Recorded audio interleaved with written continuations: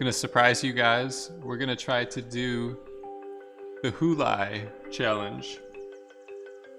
So I had an idea for like earth made out of clay.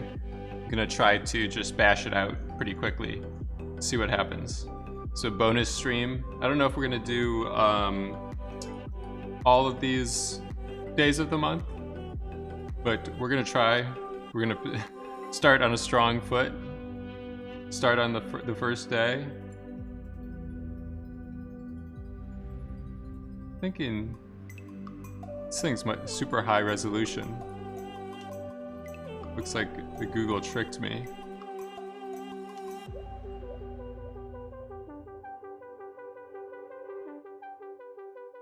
So I'm just trying to find a simple, somewhat simple mask, like an alpha channel for the Earth.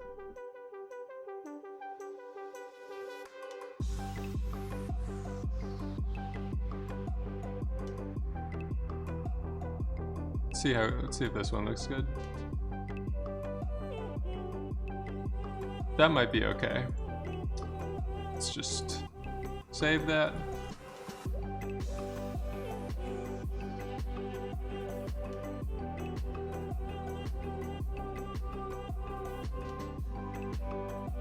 So we'll just power through these, see how quick we can move. Just get a sphere going for the mapping of the textures. I think all that stuff is good. Yeah, let's keep it like a polygon.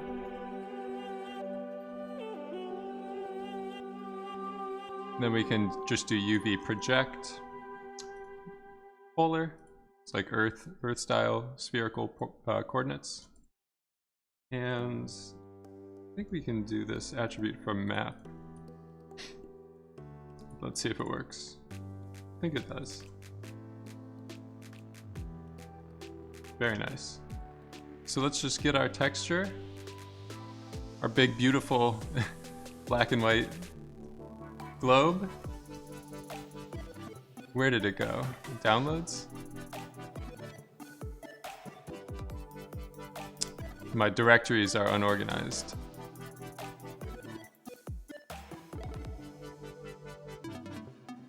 Alright, we got it. So I think there's a seam line. Let's see if we can get rid of it with this. We're back. Yeah, so I'm just doing a bonus stream. I'm hopping on doing the Hulai Earth Challenge. Day 1. So I think this vertex split. Like this way you can promote your UV attributes from vertices to points, but it will be sure to preserve seams. So if you just do it with attribute promote, you get like streaks. Seems like that cleans everything up. So yeah, so I'm just fooling around. It'll be a quick stream. Two in one day. Let's go! Yeah, so I think this is good. Let's just do this. Blast by color.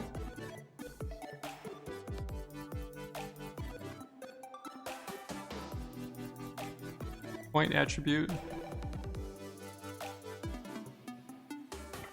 Maybe these values are quite dark. There it is.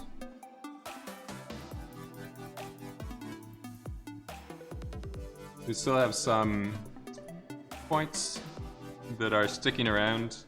I think it's kind of counterintuitive. You can use the add sop to get rid of those extra points. Remove unused points. It's a trick. It's opposite day. The add sop kind of tricks you with it. Maybe we do this blur. I'm just trying to simplify the shapes a little bit.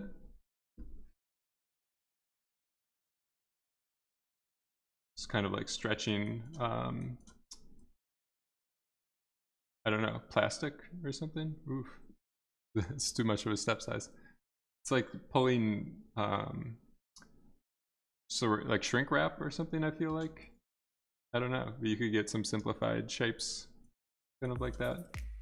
So I'm trying to do clay. like a earth made out of clay. Just try these scatter points. Maybe just get rid of the color. It's a little bit easier to see the points.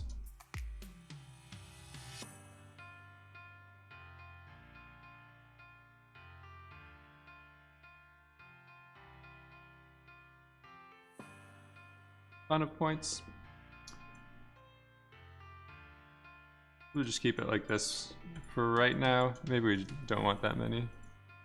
Then we'll just make some blobbies from particles.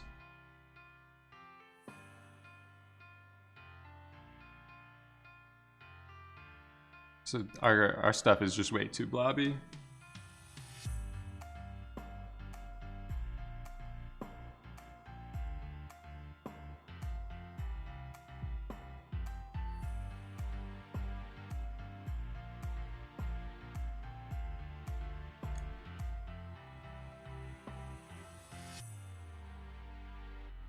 So maybe something like that is kind of nice. We'll just take our original ball.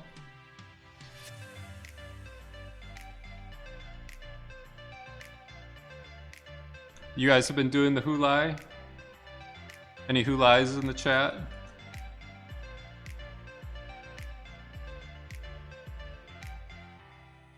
I saw a bunch of people doing it online and I got inspired to to jump in and try my hand at it. So just use this thing to do like a Boolean kind of operation. I think I want to do it the other way around. Maybe we'll reshape before we do that. Let's just see what these look like. It's kind of like you made it. What is that? It's the Houdini, Hulai. It's there every day of the week. They're doing a like a challenge or a prompt. If you go to the Side Effects website, you'll see their calendar. So I'm doing day 1, the 1st of July, the 1st of Hulai. We're getting the Earth. It's just like a competition or something for fun that they're doing. Let's take a look here. We have our land mass. Just toss that as a green. And then our water.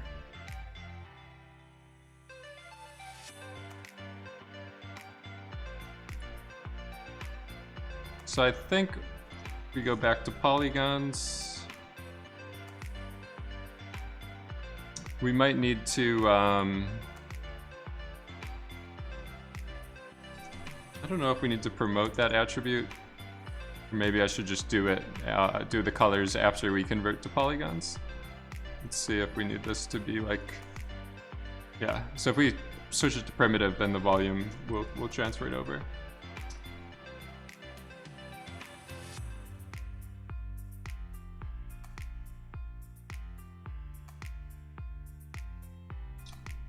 So this looks a bit weird with the islands, like perfect spheres like that, but we'll see what happens. Yeah, so I'm just bashing through these. I'm gonna do a quick entry for the Hulai and see what I get. You guys can steal my ideas as I'm doing it and submit it before I do. You can stream snipe me. So we'll do something like this. I think is pretty good.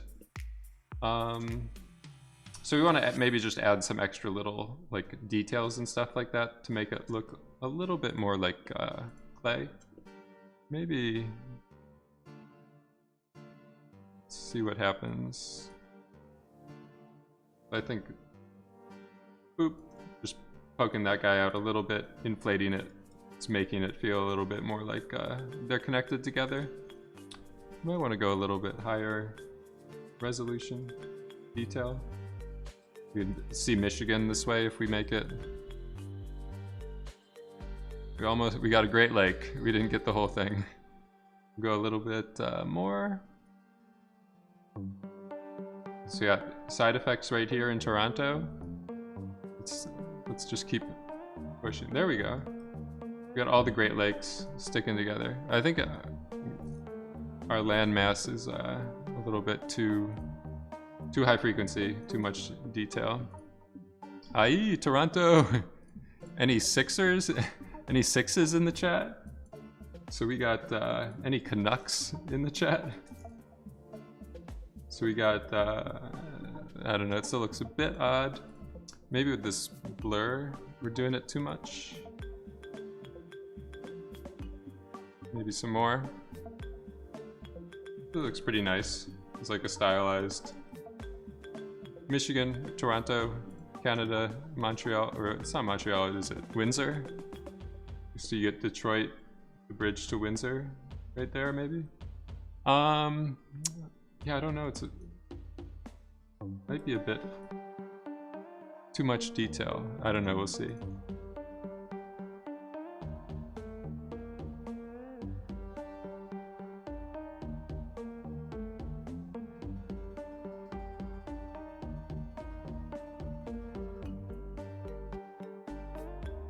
We're starting to get away from clay a little bit, I'm fearing.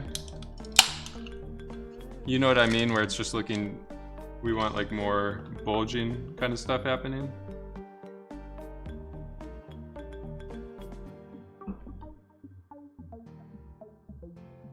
But I like seeing Michigan and some states. Maybe if we pull this sphere stuff back, let's just make it smaller.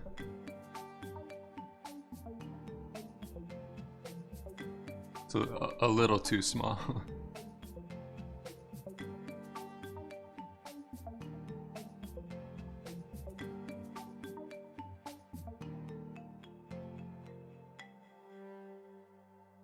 So I think with these points right here, I just do this hack, copy transform, and we'll make some smaller copies. Whoop. There we go, into the next dimension. So this way I'm getting like a thicker, kind of extruded volume. Just like building a shell or whatever. Then we have some thickness to our clay. I don't know if we want to keep just a little bit of it.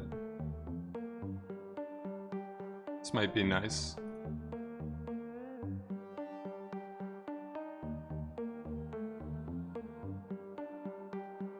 It's kind of like clay. So let's just finish we're done with the VDBs. We're back to polygons. And then I want to add, so we have 2 poly soups, one for each landmass or water. We've got a land green poly soup, and then we have a water one. So it's a bit high resolution. I don't know if we want to add more detail. What is this that we're at? Could have gone too high maybe. It's a bit too high of a resolution to work at. So we'll go back here. I think we can go back to soup just to speed stuff up a little bit. And we'll do a VOP.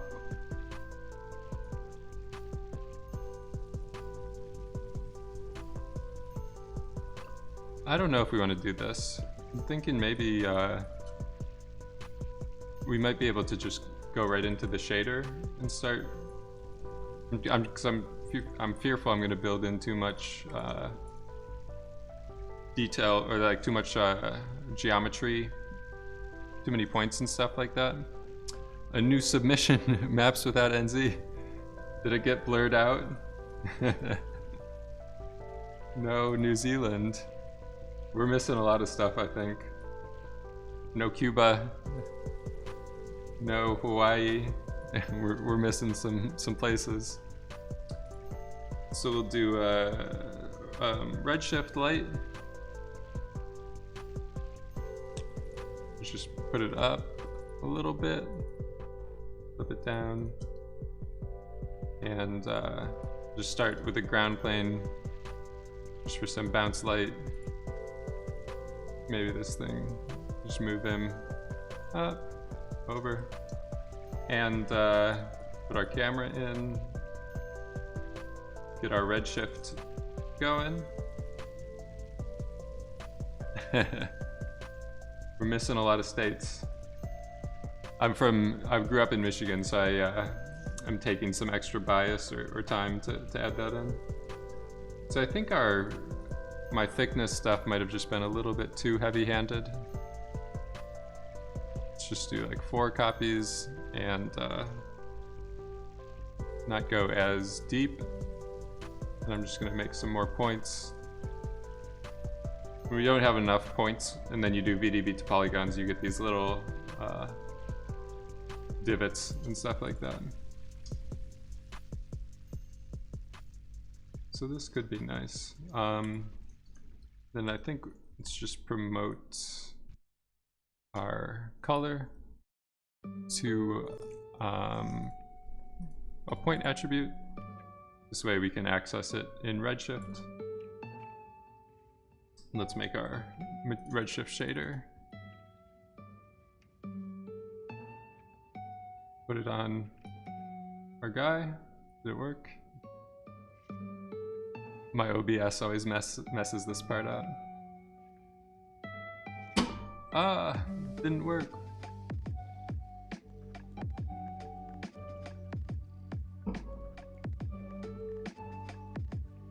All right, I think we're just gonna have to do it this way.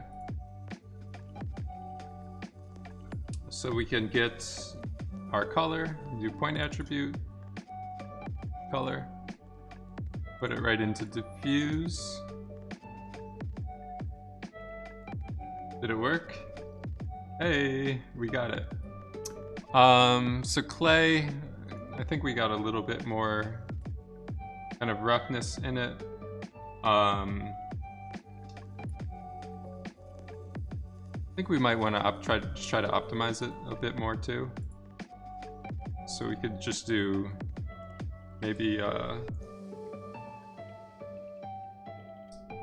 smooth SDF.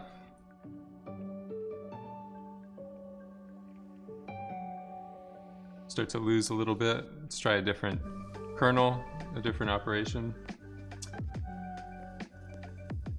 This is a little bit more stylized. We're starting to lose Florida. Seas are rising. We're losing states. So maybe just like one iteration. It's a little bit better. And then I think, I don't know how well this is gonna work, but we could try resample, voxel scale, and then I'm just gonna kind of down res. Starting to lose a bit. Maybe we don't want to do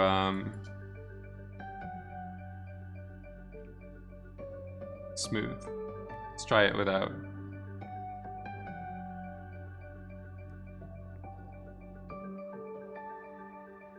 Didn't do anything. So I think this resample isn't the best idea. We're filtering out too much stuff that we need. Maybe with this adaptivity. This way you can reduce the point count a little bit.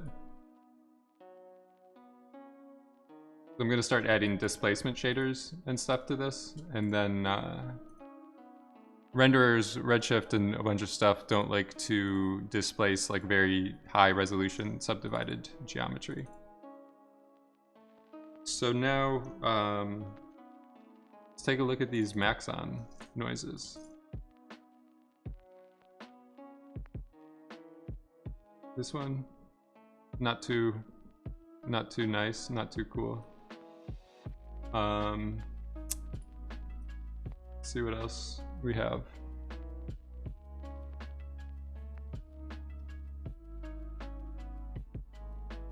This could kind of be like a clay, maybe.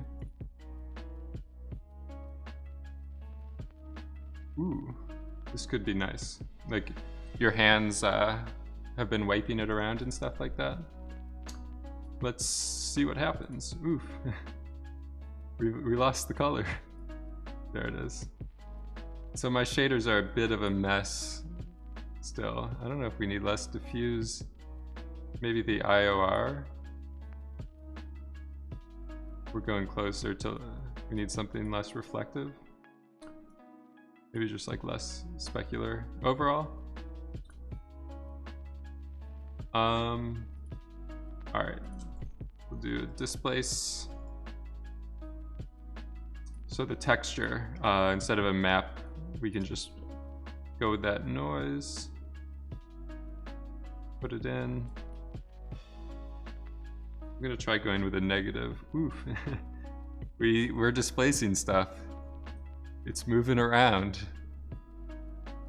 So you go the other way, like pushing it inwards, but it seems like that's giving us some shrinkage. We got some shrinkage. So let's do a change range. Just kind of remap our noise value. So we don't want any values close to 0. Yeah, so I'm doing like, I'm trying to do a clay kind of effect. So I'm getting, just trying to make a noise that's doing something. Like you've been moving stuff around with your hands. Some dough. Throwing the dough around.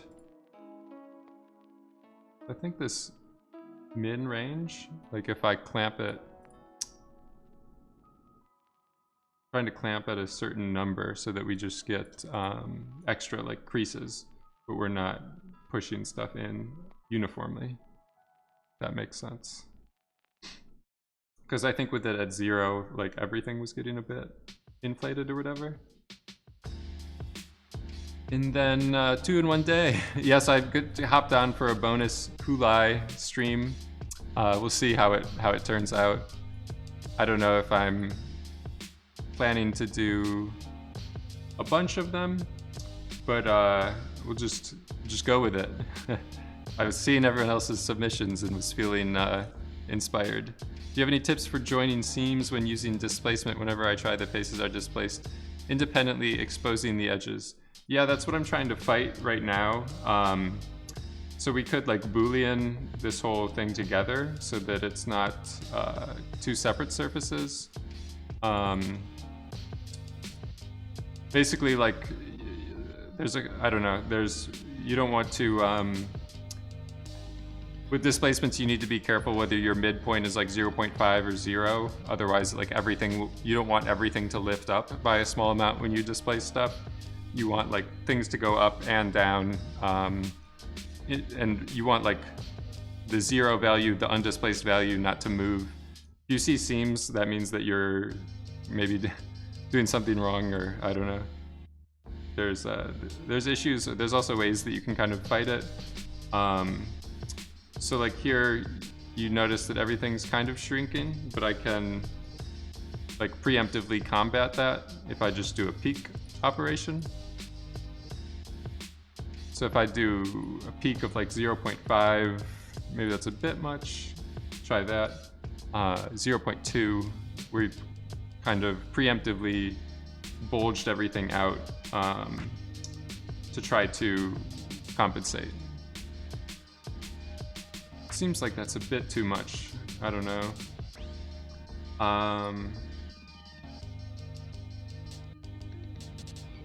I don't know. What are we gonna do?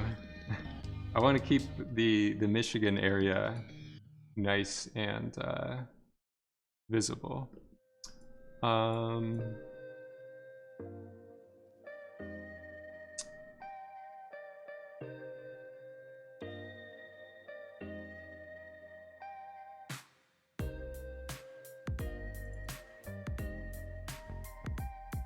Let me try something. Let me go on a limb here.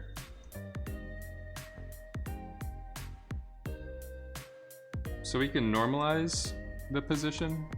It's just forcing it to be a sphere. And then instead of just overriding that, we could just do a lerp mix. The current position with the position constrained to a sphere, but just mix it in by a certain amount. So like only 20%, 60% of that.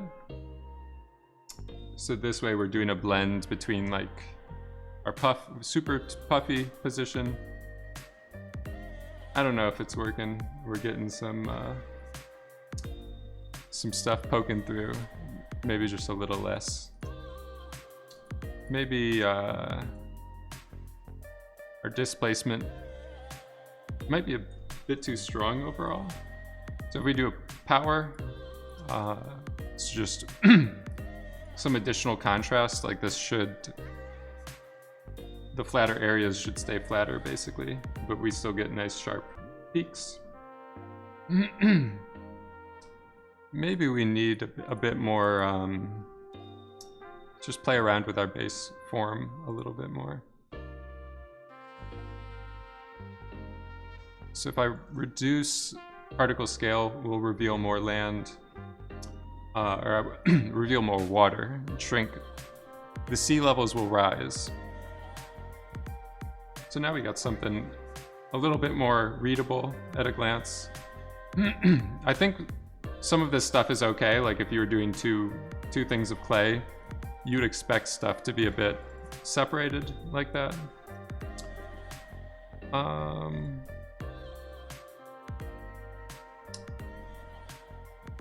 So I think maybe we just want a bit more roughness. I think this clay stuff might have like a couple speculars.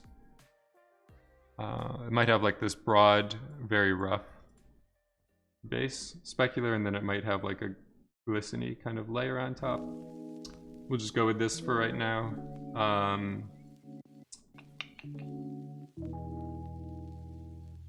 I don't know how we're feeling about this. The scale of this texture.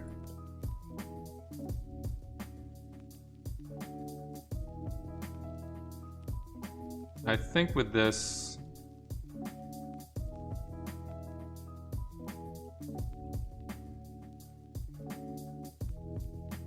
coordinate offset maybe, if we just slam color into that, then we should be able to introduce some like nice discontinuities between the noise pattern where the colors change. So this way it feels a little bit more like separate clay. Like you molded the ocean, the blue sphere first out of clay, and then you layered the green part, the land, the other clay on top. We can exaggerate that, I think, just doing like this vector mold. So this will increase the disparity or the difference between these two noise frequencies. I guess somehow I got a negative number, but it should be fine.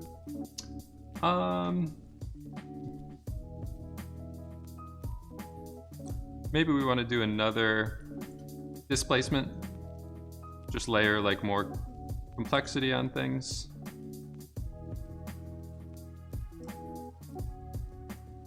So I'm just going to get rid of all this stuff for a second. Just go into the raw noise output. So this wavy stuff is good for fine like surface details. This noise might be good just for like overall lumpiness. The lumpin. So just broad bulges.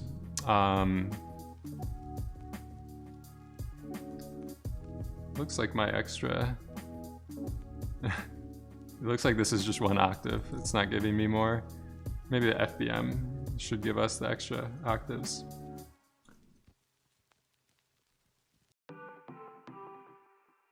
All right.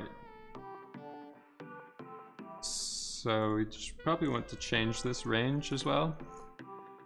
So this is what I was talking about earlier with like displacement causing seams. Basically, every value is above 0. We don't have any black, so things will go in just positive direction. Things will just get bigger. But if we remap stuff with negative numbers, then we're going in both directions.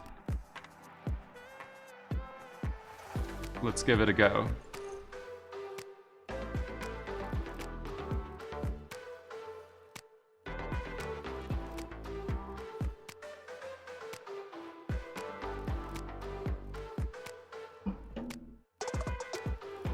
This might be a bit too broad or too much. Maybe we want to do just like a smaller amount, smaller scale.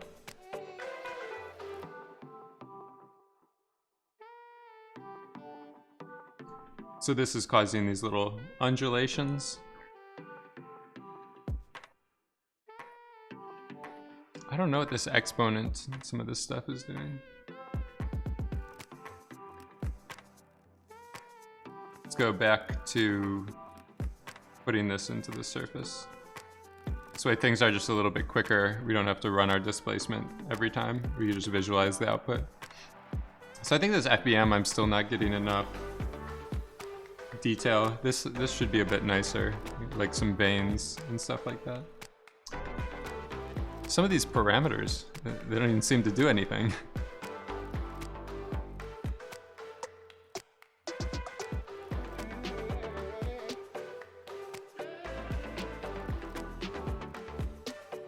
This might be okay.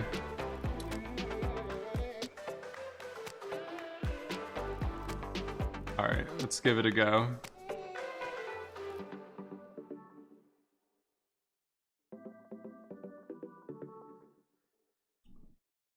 So this is like a low frequency of lumpiness kind of, and then my plan is just to add these together. So we're just compositing our displacements and layering them together in an interesting way, adding complexity. This thing's nice how it worked out like that. Maybe this, I don't know if this stuff is a bit too high frequency. Like this, I don't know, it might feel a bit more molded or something.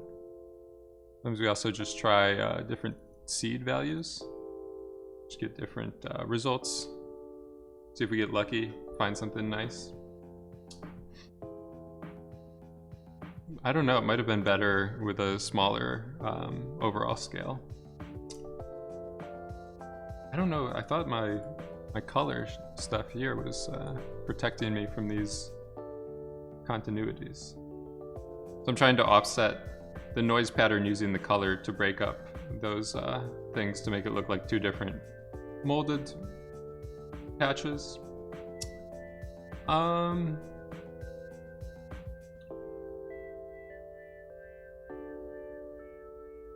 That's starting off pretty nice.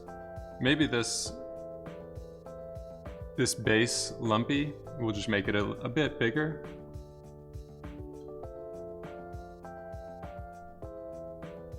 Maybe my scale, like higher scale here means lower frequency.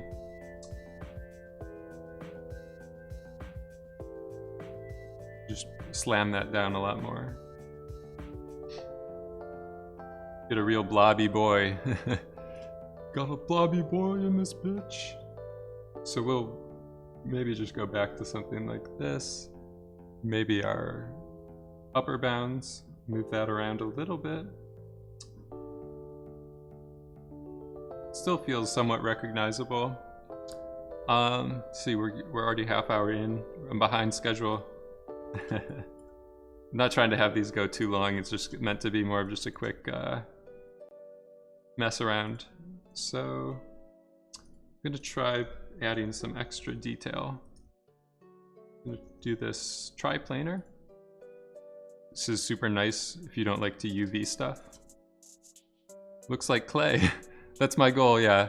So I'm just, my idea is to make a simple clay, like molded Play-Doh earth ball or whatever for the earth element today of Ulai. It's close. I made some progress. Some things I got lucky with. I just click and sometimes I press the right buttons. So this one we just need a texture. This is nice when you don't have UV maps or you don't have UV projections. We could do another polar like UV coordinate, but I think just this triplanar stuff should be nice. So basically, I have some, where did it go? I have some fingerprint maps. It's like you're a detective. Someone I found some fingerprints at the scene of the crime. So let's see what they look like. So this scale is a bit too big.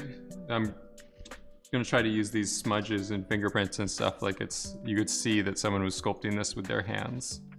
So I think just with this scale, we want to go the other way. So now we have someone's been touching this clay. Molded. It's like Bane. Molded in it. So we'll... this is just a visualization. We could use this maybe to drive specular, like the oil from your skin left behind. Ooh, I didn't expect that. The oil from your skin left behind some residue or something, like change the specular response of things. I think I also wanted to add it into displacement. So we're probably gonna have to do another change range. Let's just see what we get shoving it in. Ooh, 16 raiders. Arvid, thank you for the raid. Sorry I couldn't help you more with the strudel, the dessert that you were making the other day. I was trying to give you some tips with VDB stuff, but then I realized it was just like too complicated for the chat, for the to try to type in the chat and everything like that. So I gave up for a little bit. It seemed like you got a pretty good result. This Arvid was doing some really cool stuff with the age attribute with flip particles to change like the tint of his honey or treat, whatever he was making. So I'd highly suggest you go look at Arvid if you ever want more shading tips. I'm still a bit of an amateur when it comes to shading. So I'm just doing this with Houdini. Side Effects is doing this Hulai challenge. I think you can use any render engine. You just have to make stuff in Houdini. So even Arnold, or I know Arvid's using a lot of Arnold, but you could use any renderer. Yeah, so you could enter in some of these, see what happens. I'm just kind of messing around, trying to make a clay sculpture or clay ball of earth. Messed it up. I was trying to add fingerprints a little bit to finesse it in, but this is where I was before. It was looking pretty good. Just using these new Maxon noises. It's like the new Redshift Cinema 4D, like, because Maxon bought Redshift, then Redshift was able to port the cinema noises into all the different render platforms. So it's pretty cool. So we have our triplanar projection right here that we're trying to add in some extra, the landmass. So I'm trying to add in some extra kind of thumbprints, like you've been pushing the clay around. Yeah, we're losing landmass. We're losing continents. The seas are rising. Added emission. I haven't tried that. I've done a lot of funky things with fingerprints, but I've never tried emission. So I've found playing around with like anisotropy with the fingerprint texture, you can get some interesting results that way. Like you're changing the specular reflection angle or highlight angle. You can make stuff feel like pretty oily and stuff that way. We might try a couple of these patterns, but let's see. This could be a nice kind of just modulation. Redshift isn't the best for like visualizing shaders and stuff that like that interactively. I feel like Arnold is a little bit better. You're just playing around with noises and stuff. Let's try so I'm trying to go into negative numbers to display stuff like in the other direction a little bit.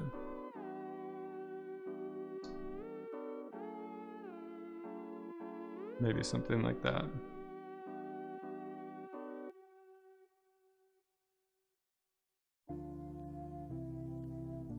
How did you get the earth texture? Oh, I was just sneaking around on the internet and I just searched for, here it is. So I just did a basic search for earth texture or whatever and got this black and white one. And then here in SOPs, I was doing this attribute from map just to apply the thing as like a color attribute. So I think our fingerprints are a bit too strong. Like these should just be very, we've done some, so I think, yeah, with the Hulai challenges, we're able to use textures and that's it. We're not able to use like third-party models or anything, I don't know. It'd be a bit easier if we could pull in some nice sculptures and stuff like that. So this fingerprint nonsense, just gonna multiply it down.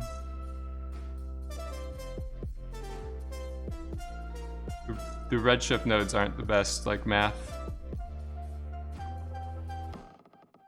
So I'm just reducing the intensity or the scale.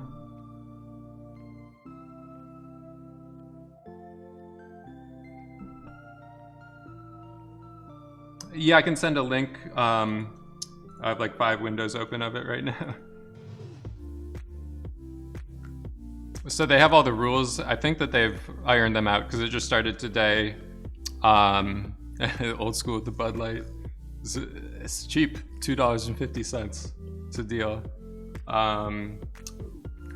But yeah, if you search on Twitter for, they add like hashtags and stuff, you can start to see the results in the side effects forums. They've some people have started to add in their entries or whatever. I was scrolling through them and got inspired.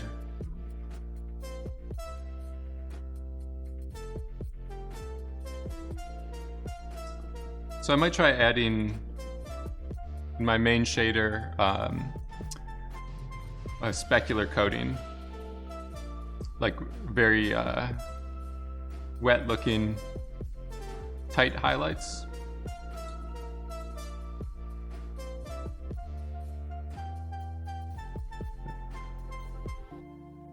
Kind of like just a very glossy layer overall.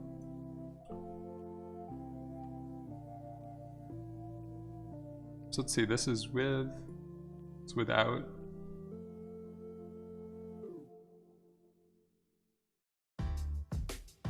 So I don't know, sometimes it's nice. Play sometimes just has a very wet, shiny look to it. So we're already doing this base specularness to get those highlights. It might look better with it dimmed down a little bit. I'm gonna move my triplanar around. Maybe we can't do whole numbers. Do like a fraction. It might be updating. We'll see what happens.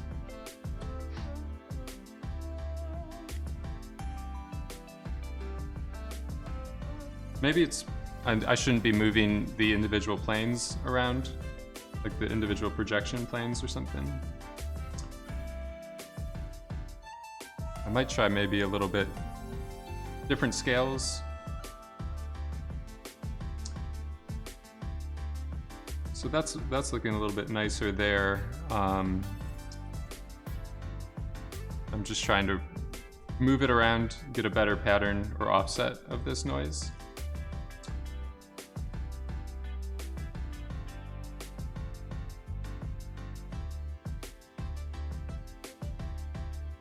Maybe we want a little bit more. I might have gotten a bit greedy.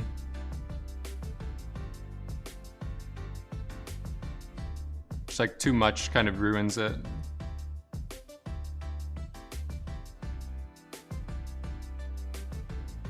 Stuff looks a little bit more natural. I'm gonna keep going with these fingerprints. Just keep adding them in till I fill up my my graphics card with textures. So let's take a look at the output.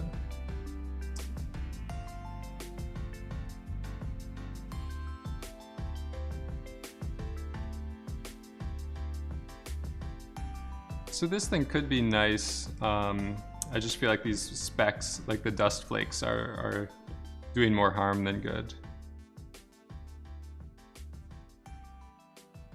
It's a bit, this is meant for like smudged glass or something like that. So it's a bit, yeah, I guess that these textures here are like per projection plane.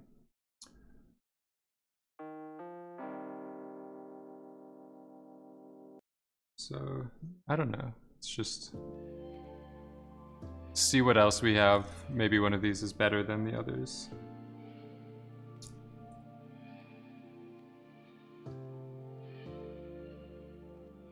This is just a bit, I think that's the one we were using earlier. These all look the same.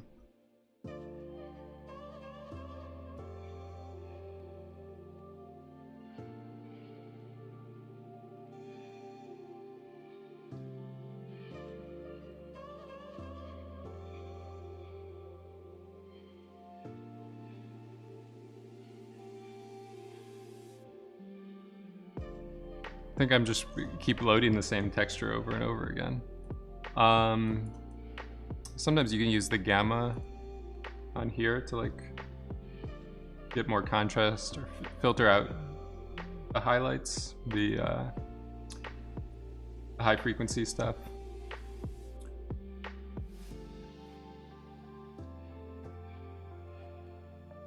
Would be nice if they had a blur or something like that built in.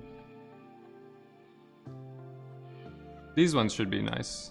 So let's put it through our range. Now we're getting a bit more of just the details.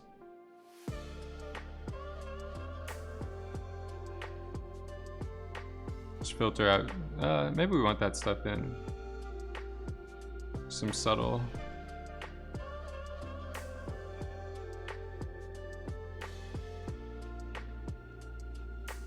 So let's give this a try. I'm just gonna put it in the displacement without touching anything else to visualize the raw output. Then these colors disappear, so I find I just need to like refresh my my render view.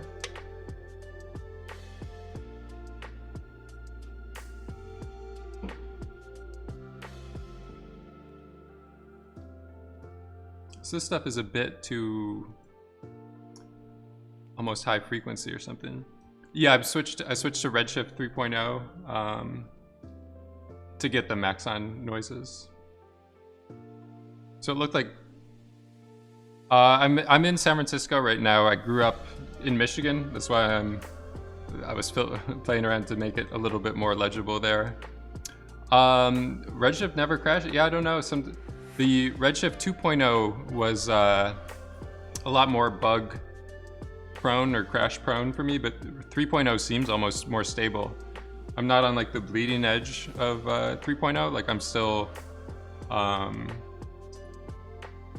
a bit behind, just like 3.0.20, and then my Houdini is a one build behind the current like production build or whatever. But it seems pretty nice. So this is working pretty well, I think. So I found like on my texture, gammaing the other direction to flatten everything out makes it a little bit more natural. So we can take our current base displacement layer and then just do another add. 2.x.54 always crashed at work just by changing basic parameters. Yeah, I've like going through different Redshift versions. And speaking of, I should probably save it now before I jinx myself. But I would get like some pretty brutal hard crashes,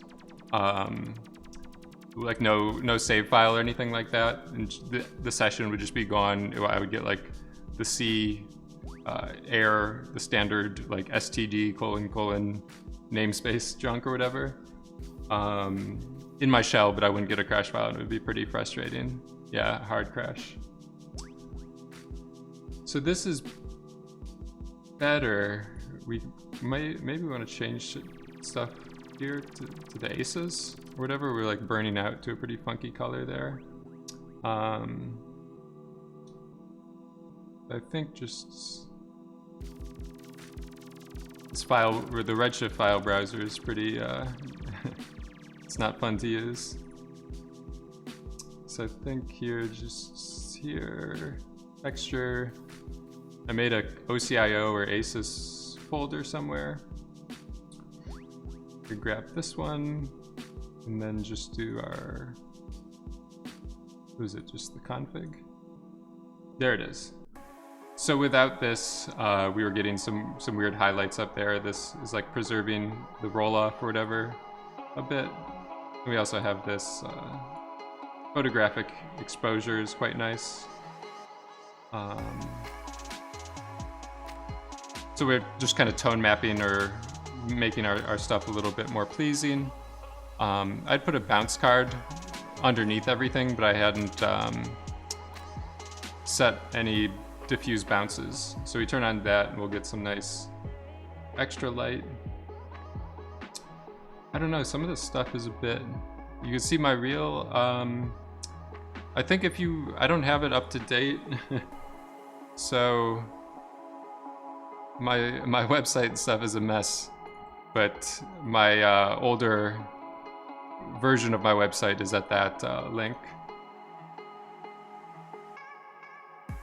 I'm trying to transition my website. I have a new URL and it's more like based around style frames and stuff like that, and less like VFX centric.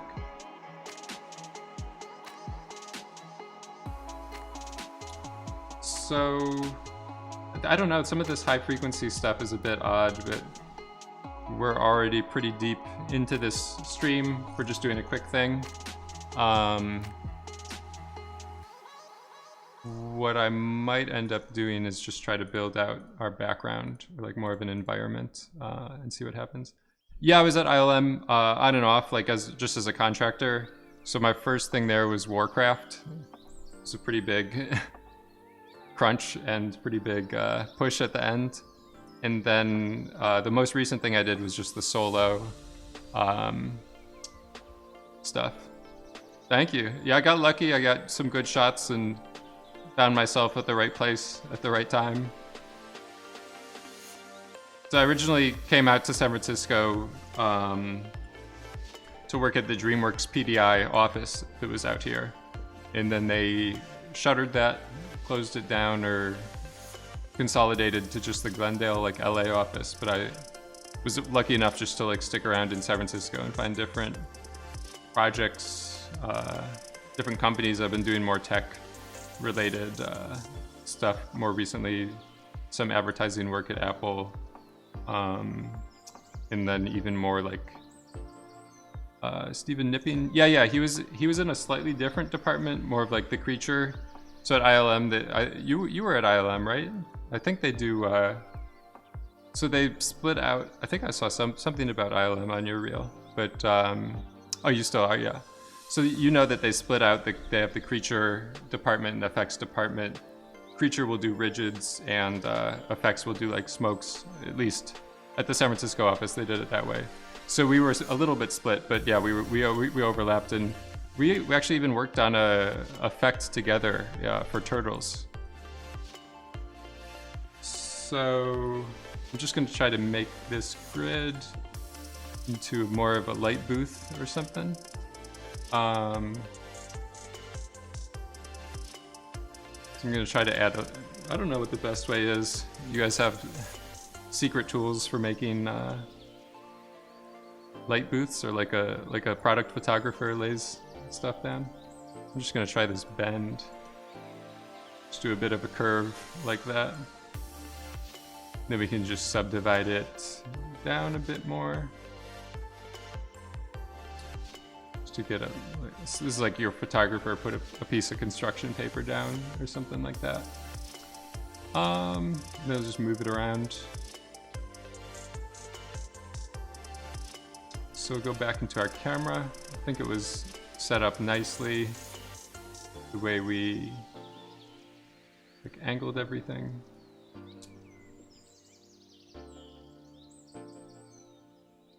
Can you show the process from attribute map to get the displacement working? Yeah, so just fooling around, but basically did the polar projections of coordinates.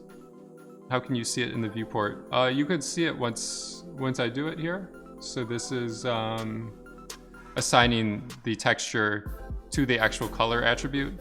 Like if you're interested in doing a higher fidelity effect, you generally you don't want to do it like baking the texture value into the point attribute, because you lose your mesh, like you're constrained to the resolution of your mesh instead of actually like applying a texture. But for this blobby clay look or whatever, I felt like it was okay to lose some detail that way. So attribute from map, I just grabbed that downloads1.jpg, classic texture name. It was just this low resolution file or whatever. And then using this blast, deleting by color threshold, brightness, or whatever. This add, sometimes you get like extra points swimming around or whatever. And then did this blur thing to get like I don't know, it's like a skin, or I was just trying to smooth out some of the detail to get like a bit more gaps in the ocean. So without this, like the oceans appear smaller kind of. Then getting rid of the color again, putting points on it. This copy node, my idea was like building thickness out, kind of like extruding the points. So you're lucky working with a sphere, you can kind of do some sloppy tricks that you couldn't do otherwise. And then just using these VDB tools to kind of mash stuff together. So we have the inside combined with the difference is kind of like a Boolean cutter. And then just doing, I was thinking about starting to do like some noises in this SOP level, but then I was realizing like just do it as a displacement and you'll have more fidelity. Like I started subdividing my geometry too much and I realized it was going to be a bit of a mess. Brando, going through some of these submissions. It's going to be a good 30-day challenge. Yeah, I don't know how many I'm going to do on stream or even be able to get to, but yeah, I was a bit inspired today. Decided, I don't know, just to do a bonus stream or one outside of my schedule, just to, if I was going to do it, I felt like I might as well share the process.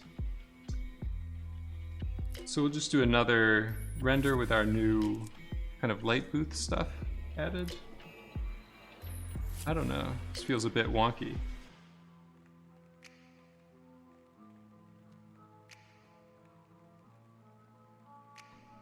Yeah, thanks for the raid, Arvid. Hope you had a good stream. Thanks for stopping by and chopping it up for a little bit. So, this shadow is a bit odd. And then I think with this light booth material, I think we should maybe just try to build it out a little bit. Let's just get rid of our main light. This stuff was working well together, but I'm just gonna light this now with the Houdini light, with a Redshift light. Interesting. So we'll do just more of a product photography kind of look.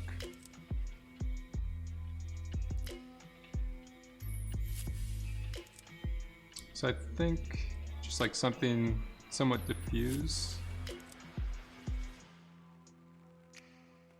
Just get this stuff in shadow a little bit. And then I think we want to change this material because right now it's a bit like plastic. I think we want just something more like paper. So with this guy, we could just go to paper, preset. Gonna get rid of the backlighting. We could leave it white. Assign the material. I always forget to do that step. And check it out. Looks the same, but we got rid of that weird highlight. So this should just be a bit more like a photo booth or something like that. Let's try putting our globe back in. Yeah, so the hard shadows are a bit weird. We can make the light bigger if we want to get rid of that.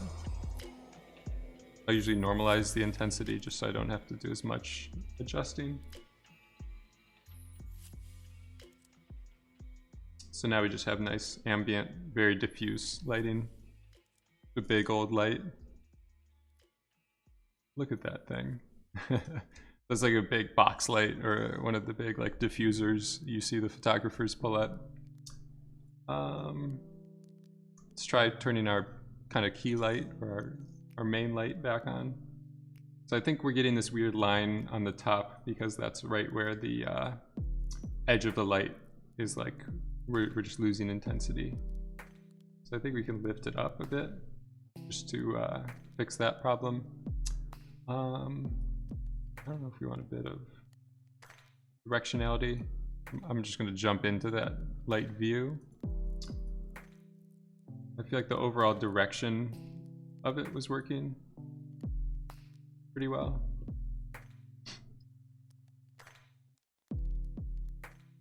My whole idea is to kind of keep your interest on this continent or the Michigan area that I spent a bunch of time preserving or carving out. Is that Nick Gender? We got some boys in the chat. So I don't know, this is starting to be nice. There's some nice blue in the shadow.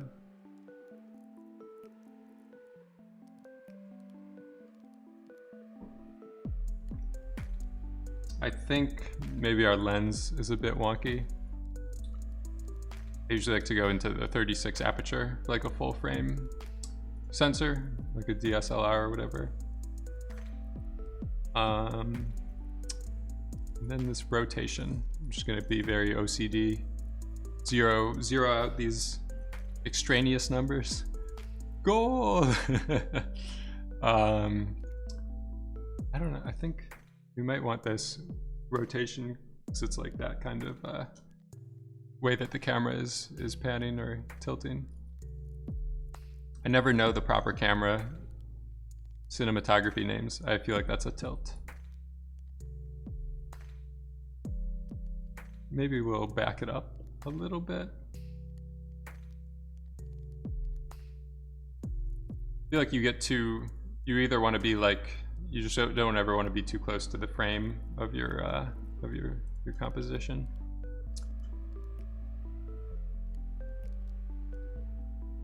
Just dim down our lights. Set the mood. Get things a little bit more moody in here. This shadow is still a bit weird to me. This might be the finest submission. I don't know about that. We're just seeing what we get. Got the blue. Blue matches blue. Everything blue all around here.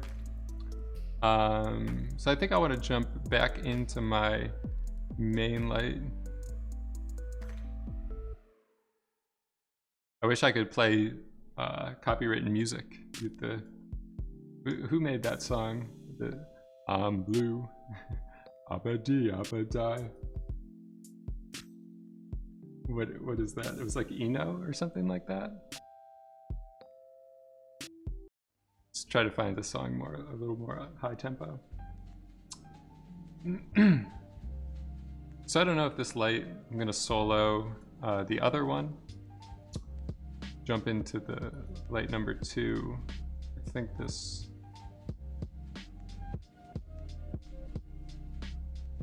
I think I went into the wrong light. I muted one. Try to clean that up.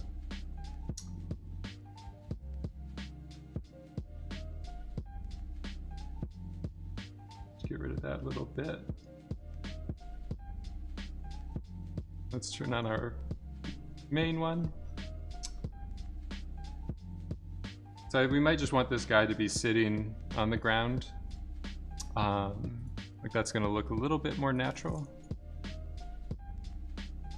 Realistic or whatever.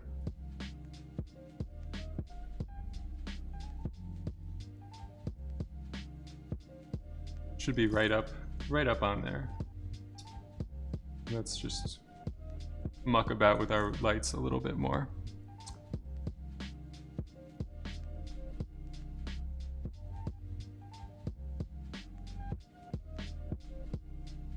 So this one, I think just make it a bit brighter. It's the main one.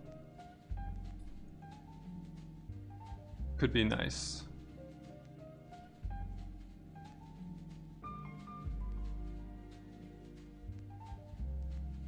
Just the classic kind of hemisphere. I don't know with this main one, I might have made it just way too bright. Just bugging on this one. Do you ever see those classic gold arcs that suspend old man globes in fellow studies? I'm not sure which gold arcs. Talking about like an Atlas Shrugged situation? Or like the lat long projection lines?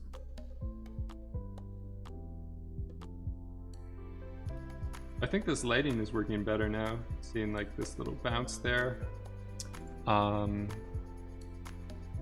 I don't know if this stuff we're getting like a jagged edge maybe just because the resolution of this ground plane is a bit coarse. Sometimes that messes up your shadows, like if your polygons are a bit too sparse. It's kind of nice. So I might play around with maybe just adding a gradient to this thing. I think I did it with the bubbles tutorial. Bubbles streamer man bubbles. So just doing this wrangle. Just gonna kill my other stuff right now. So I think doing this grid, I did just some simple deformers to build a light booth. Can you expand upon these gold arcs, Mr. Wazo? I'm intrigued. So we'll do UV project. I didn't mean to do a deformation wrangle. And then this one, orthographic should be good. So we're just doing a grid. We use polar for the globe because we needed that. It's like a sphere. So now we have UV coordinates on our grid. You go into our grid shader, and we just do a RS ramp. This one should look at the UV map, and then horizontal or vertical will give you a direction on the UV coordinates. Safe link. You're probably trying to pull out some dastardly tactics and get me TOS'd from the just yeeted out of the competition. These are quite nice. I like the ones that you open up and they have the liquor cabinet inside of it. This gold is a nice sheen. Yeah, I was looking around earlier and saw some really nice classical globes. So this thing, I think our ramp is just not stretching into view. I'm just setting this up as like a constant without lighting applied, just to set my values. Sometimes I like to work that way just to have a better idea of kind of what I'm doing before like lighting and shading is actually applied. So we might just do like more blue, all the blue that all the blue we need. It might be a bit too saturated. I don't know about this interpolation. Maybe this cubic. It's a bit nice. Just a bit more kind to the eye. Whoa.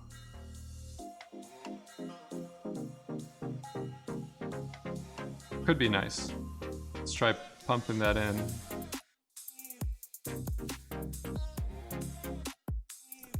So I don't know, we might just be too saturated. It's kind of like a vignette, maybe.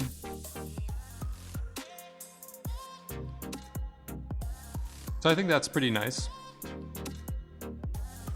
Add a nice like sepia tone to it. You have like your grandmother's photo collection. It's kind of a bit close to that effect, but I think we're safe. I might add another grid in here.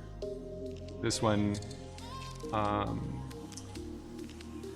we'll just keep it going with that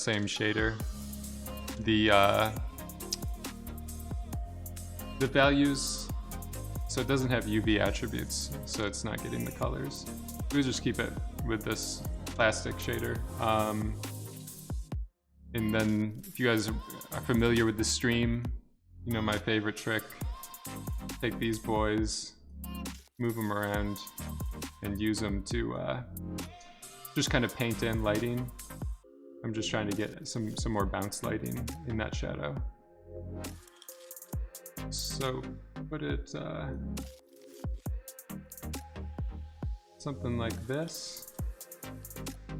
The bigger we make it, the more we should kind of fill in that gap, possibly. We might just want to balance these lights around a bit more.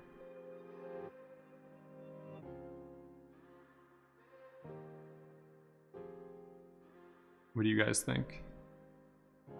Any advice from the chat? Nuclear! It's like the proper pronunciation. The George W. Bush nuclear. We're at nuclear war with them. So this is pretty nice. It might just be a bit overly bright. Ship it! Clip it and ship it directly to Kim. You got any Kims in the chat? Someone get the Kims going in the chat, please. So we just need a bit more dim. I think I was just a bit too bright there for a second. There he is. Get the Kims going. So I don't know with my color balance here. I'm just trying to balance the lights out a little bit. This is like our directional light number 1. And then light number 2. Maybe let's try out some different angles and stuff with it. It's light number 1.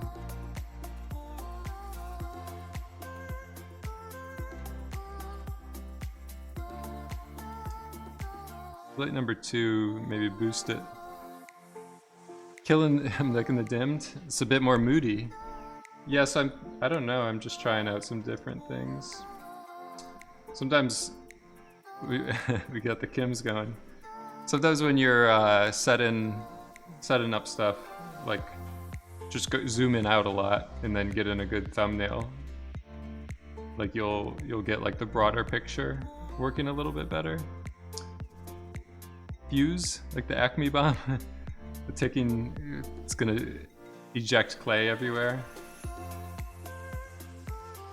You could do a bomb for the fire submission, right? Is this light even on?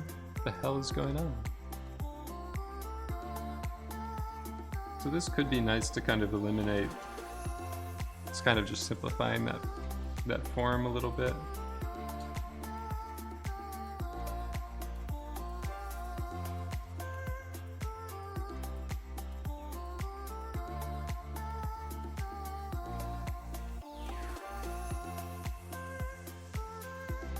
This is working pretty nice. You just bubble map a texture? Did you make the texture here? I just stole one. I just searched for earth texture, found this kind of nice, I don't know, Shutterstock photo, slammed it right on. Because I'll do the clay effect that I think it doesn't need to be too accurate.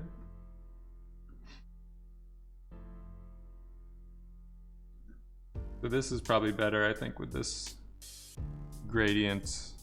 Just a bit more doing a yin-yang thing. Just need to get rid of that shadow. I think I moved this light a bit too close.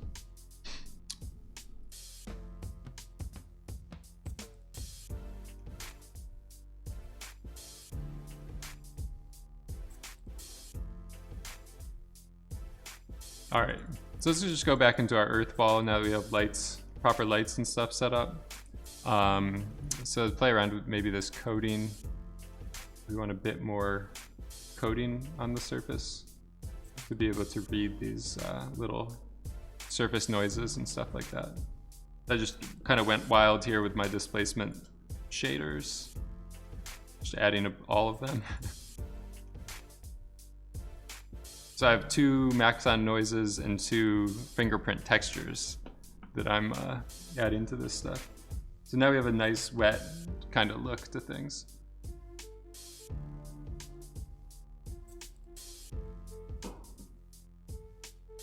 So I was using the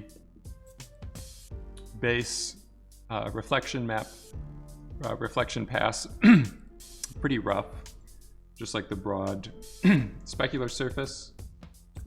And then this way, the coding was like this high frequency, kind of very, very glossy, very sharp reflections. So these extra speculars I added, they might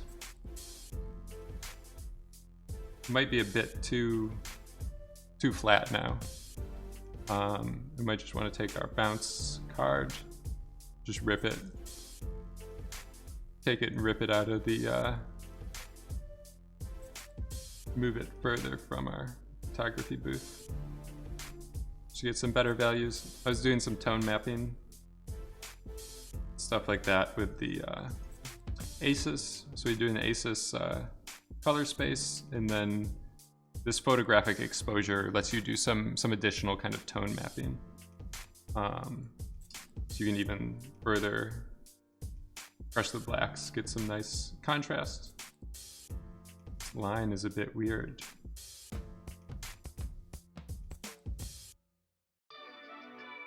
Saucy wax slapped onto the Charusco. a bit, yeah, I don't know, it might be a bit too... I feel like if your reflections get too blurry, it's a bit waxy, but... Ooh, you like it. So... just gonna play around with this a bit more. Maybe our, this stuff was just getting it's either like too far or too close.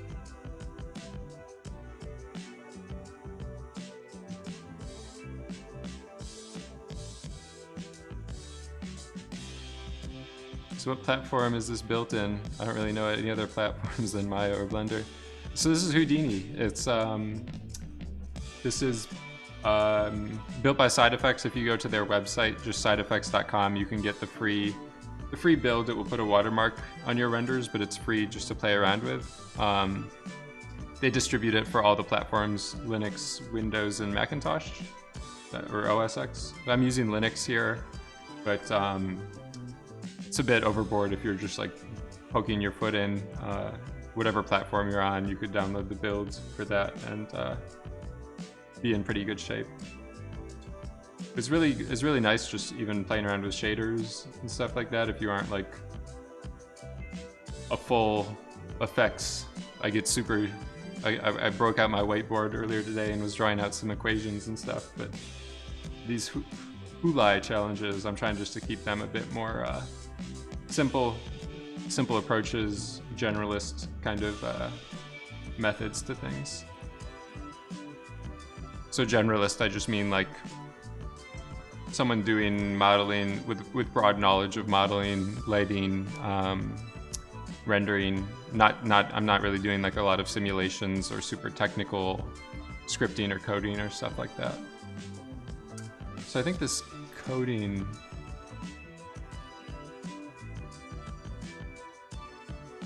gotten a bit weird, I feel like, with my speculars. It's a bit too sharp, maybe. I'm gonna switch to this. Yes, always switch off of Autodesk.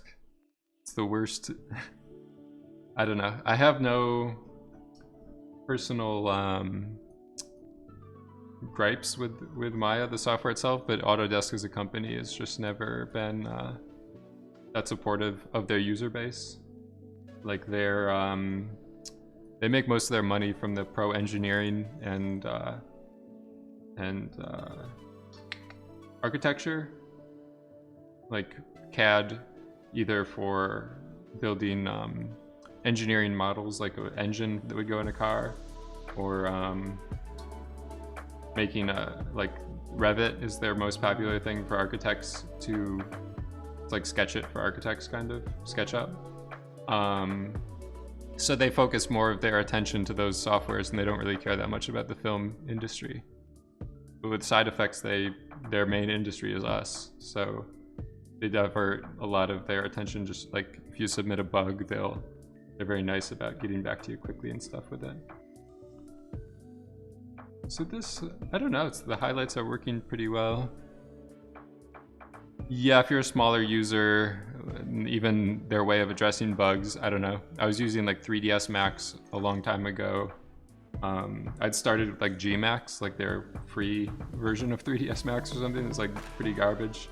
But even then, it was when Windows Vista came out, and they didn't even support Windows Vista for like a bunch of years, and it was just a mess. So let's just play around with the other things. With our diffuse, it was pretty dim. I think that was helping us.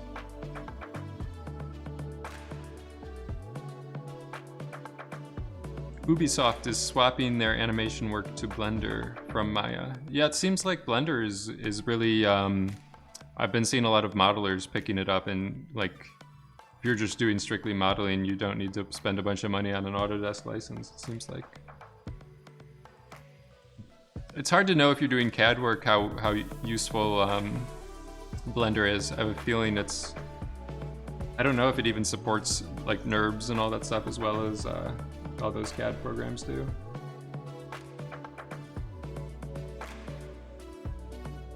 So I think this is pretty good. I have a feeling that my thumbprint textures are just a bit too heavy-handed. So I'm just gonna multiply them down a little bit. Fusion 360. I've never used Fusion 360. I've seen some interesting Autodesk products for doing like the CFD, like the computational fluid dynamics or whatever, to simulate like how air would move around a room or something like that. It's intriguing, but I have a feeling Houdini's the way to go for building just like nice looking simulations. It's always complete hacks with Houdini. It's never going to be like something you could deliver to an engineering client, but it will always kind of look better, I think.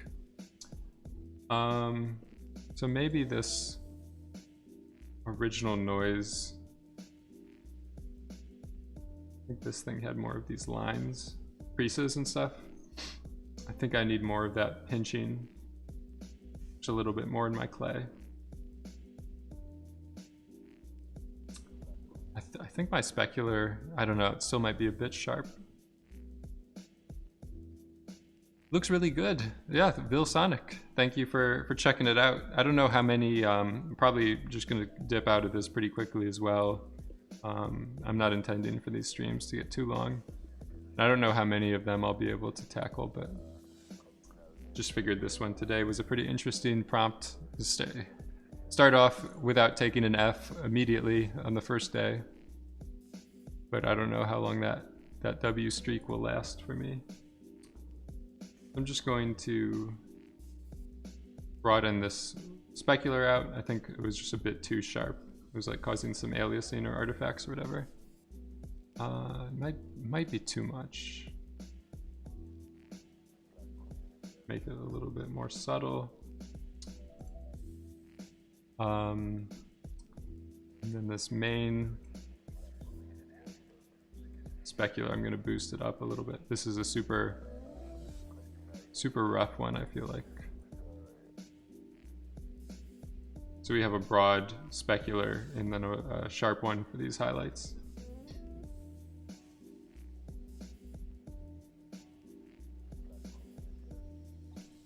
I'll just pause this render, save it again just in case. I might just add one more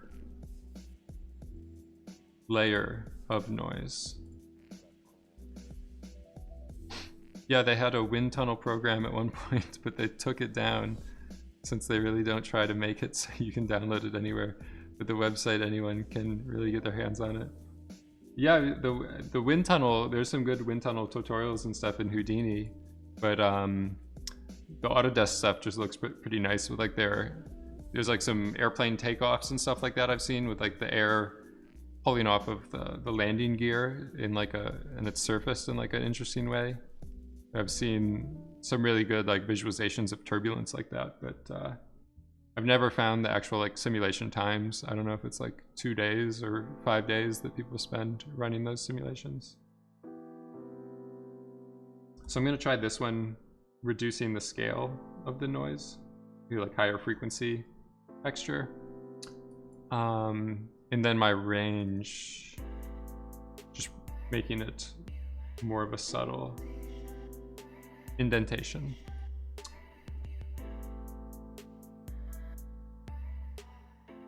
Then probably just do another seed. We already changed the scale, so that updates things a little bit, but I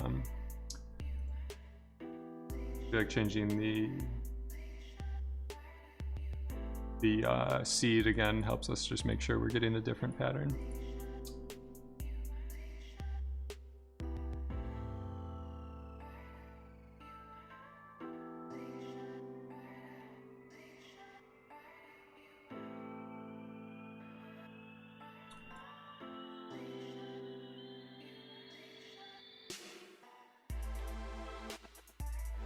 So just move that seed around, trying to get lucky with a new random generation. The majority of effects work is just changing your seeds and hoping you get lucky with a good result. So now I've just combined everything. So we have like 5 different layers of detail or whatever that we're adding to things. The thumbprints have gotten a bit hard to read, so I'm going to try to bring them back in.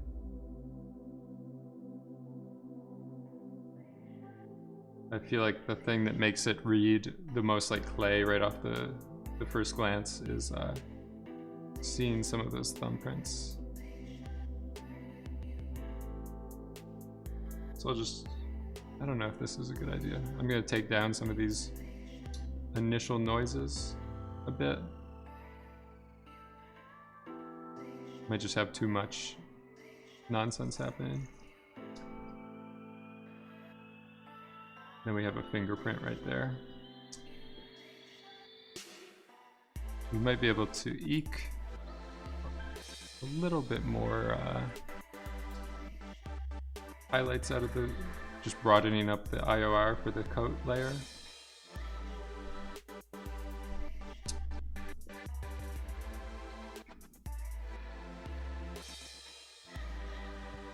I think it's pretty good. What do the chatters think?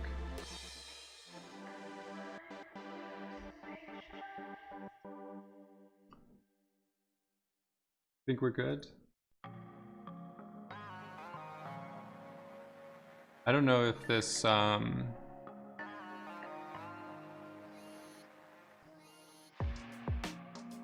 looking good. Thank you, Brando. I don't know if this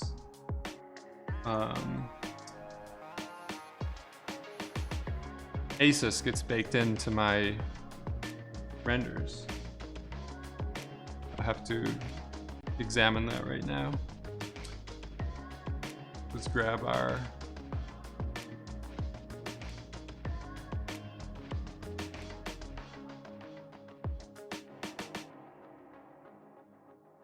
looks like we got it with RV.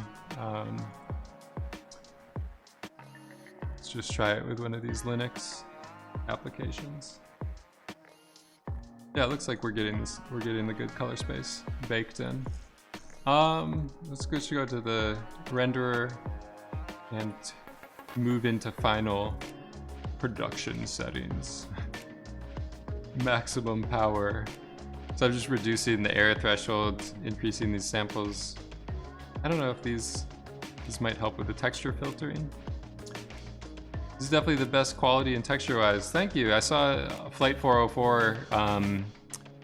He had a really nice looking Earth doing earthquake visualizations and stuff like that. Very realistic. But yeah, we'll see. I mean, I'm not going for the gold here. I'm just taking a hat off and putting it in the ring. Cheeky little turntable. Yeah, it could be nice adding some little animation. Yeah, maybe even doing like a stop motion effect or something. There's one guy in the Discord he posted his Lego stop motion stuff that was pretty cool. The visualization he did was in comp, right? I don't know.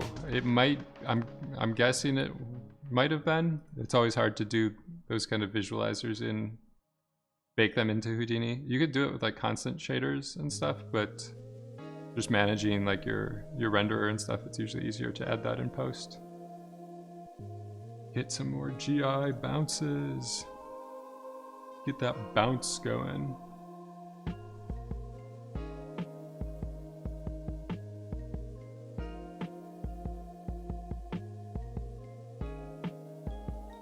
That's pretty nice. Let's see.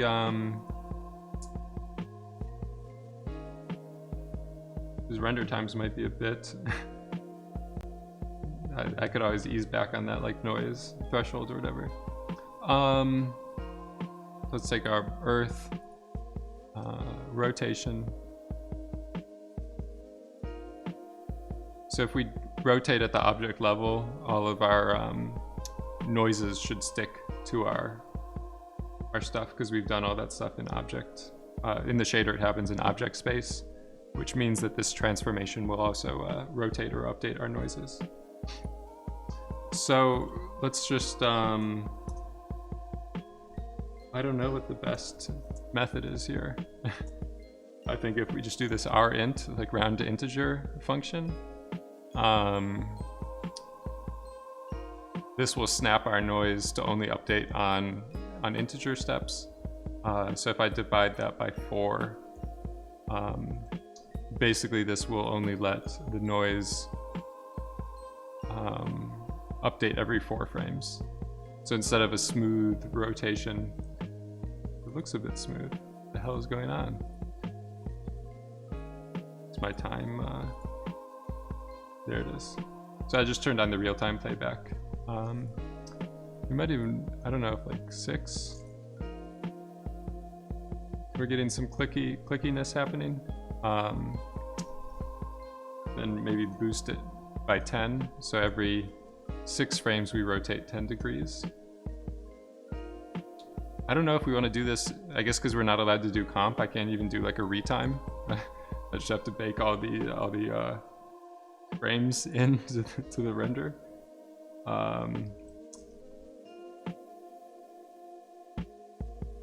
3 frames per second claymation. Yeah, I'm kind of doing a claymation thing right here. But I don't know if they need, yeah, you can't, I don't think you can use any other software. I think you can do like third-party render plugins.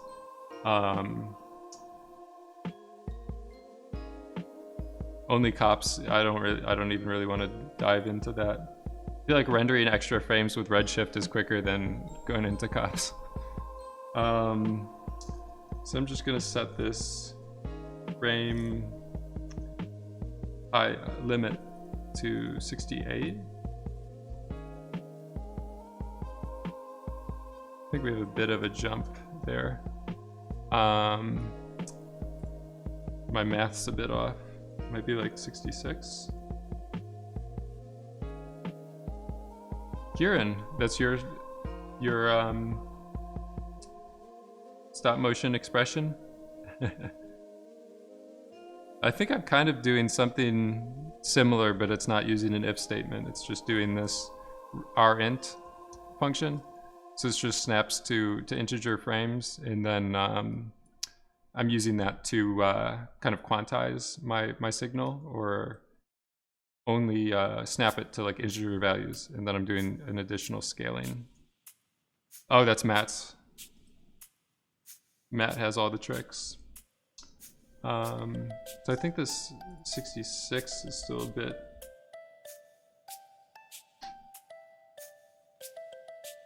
I messed up something here. It's a bit too much math for me to try to do right now. Maybe I need to go the other way, like it should be 72. I think it's maybe 71. There's like a 72 is like 3 seconds, I think, but then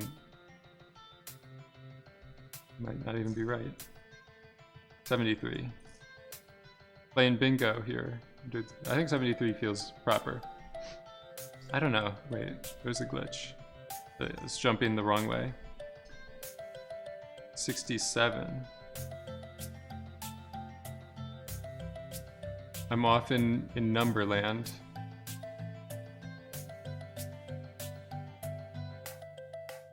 Can you try an if statement in object level? You can do it. You can do an if statement anywhere that HScript is used.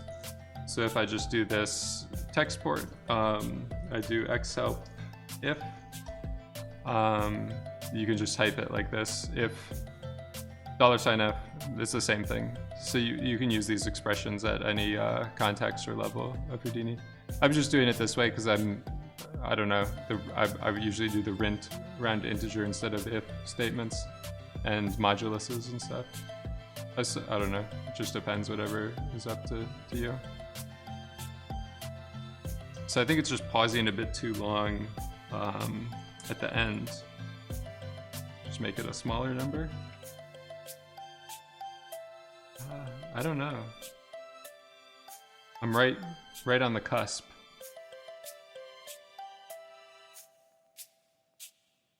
I think this is right. I think we got it. We nailed it.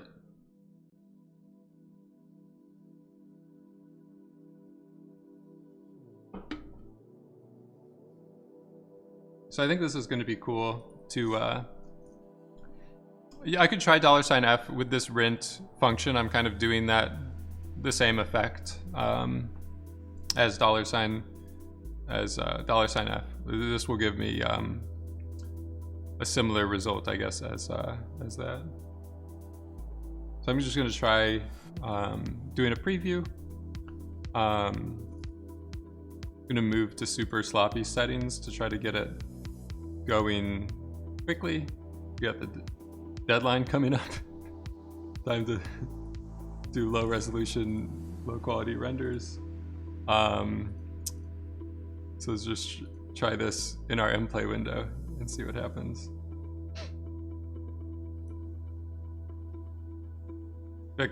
Oof, we didn't get the aces. Need to add that in. What was it, load LUT? Someone helped me out the last time with this. It was like the bottom bar, I think. This one, yeah. Got it, we're good. And then we're good, right? It's applied it? Or I need to go into... I don't know, I feel like this stuff just never... Raw? It's applied, but I guess if you say so. Maybe I've messed something else up in my settings. Oh, there it is, I think. I don't know. Just keep it sRGB.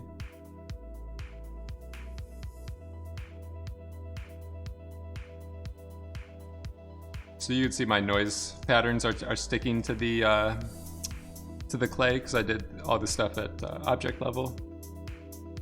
The final turntable transformation.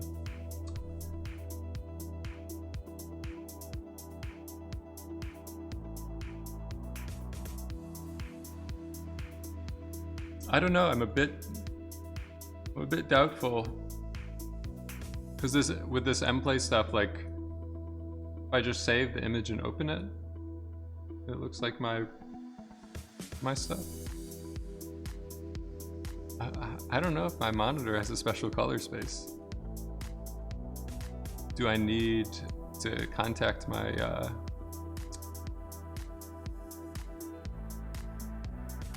my computer screen manufacturer and save with the color conversion?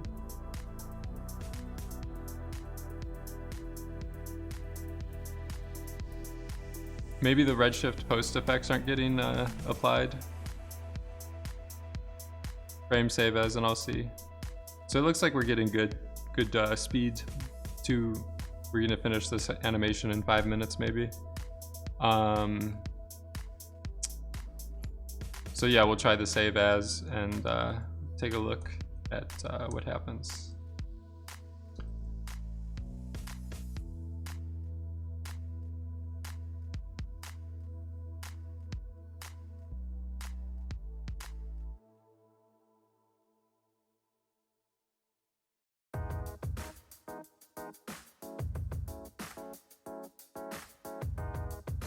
So anyone else did a submission? You guys put your forum link to the submission if you posted one already. We'll check it out while this is rendering.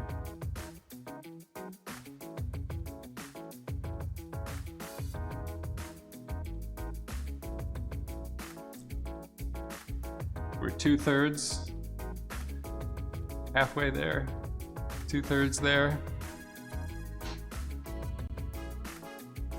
Getting close. Where did this? Just searching for a command or something over here.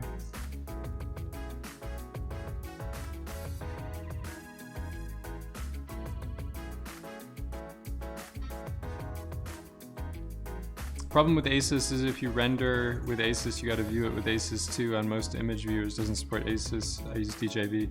Yeah, I'm just thinking. So if I was to submit this to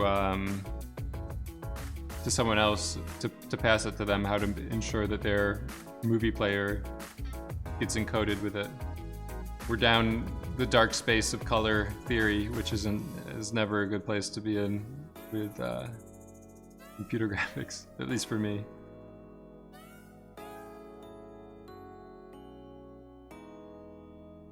It's like, I don't know if FFmpeg or whatever encoder you're doing to make the video file supports ACES. Could be getting ourselves into a mess.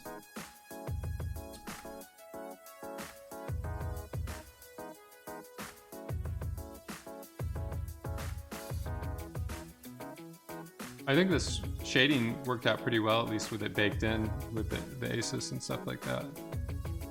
I don't know. Alright, we got like 3 frames left. Let's see what happens.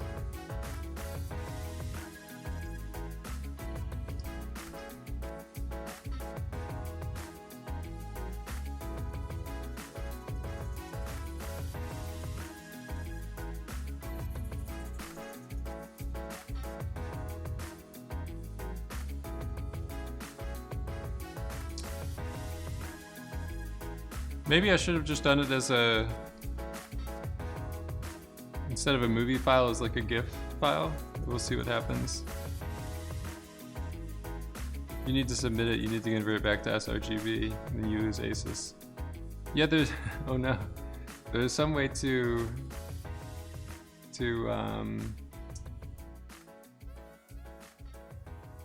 do we have to do? Export FFmpeg?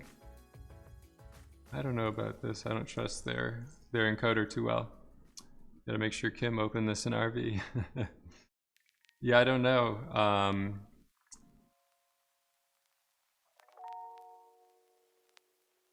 think I messed it up saving this stuff out in this viewer.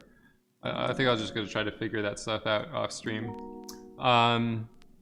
So we got pretty far. We did it under 2 hours. Got a submission ready. Thanks to all the people that came in and checked out the stream, checked out the Hulai progress. That's why I don't use ACES when working alone. It's useful to keep color ranges within teams, that's all. Yeah, I don't know, I mean, it's nice to keep your stuff from really like burning out. We did do it live. We did it live. We got a nice raid from Arvid. Got a lot of teamwork happening. We got some good chatters, given the Chad Vice. So yeah, I'll probably maybe try some different submission formats or whatever, but this is probably what I'll submit for today. Thank you, Mr. Wazo. Thank you for all the help, everyone. I'm probably gonna end the stream here. So yeah, thank you. I don't know if we'll keep going with doing these every day, because they have this spaced out for like every day of the month, but we might try tomorrow. If not, it will be Friday that I'll see everyone next. 1 p.m. Pacific, doing a cool zone, similar to this kind of vibe, but just off. Maybe we'll just do the Hulai submission on Cool Zone Friday. Thank you. Yep. Thanks everyone for coming through. Brando, everyone else. See you guys later.